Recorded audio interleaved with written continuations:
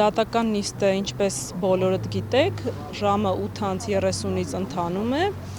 ինչպես հարցեր, այնպես էլ պատասխաններ են հնչել, առարկություններ են ներկայացվել։ Պետք է նշեմ, որ դատարանը հեռացել է խորհրդակցական սենյակ, դատական ակտը հրապարակվելու է առավոտյան ժամը 9:30-ին։ Ինչ վերաբերում է ներկայացված միջնորդությանը, միջնորդությունը ակնհայտ անհիմն է, բացակայում է հիմնավոր կասկածը, ինչպես փողերի լվացման դրվագով, այնպես էլ քրեական օրենսգրքի մյուս դրվագով, այն է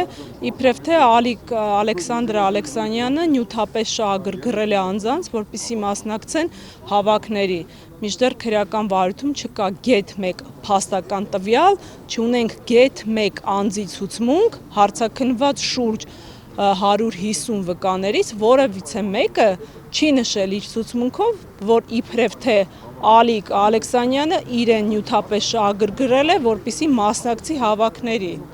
Եվ այս պայմաններում խոսել վերջինիս նկատմամբ որպես այդպիսին ամենածանր հարկադրանքի միջոց կիրառելու մասին, ակնհայտ է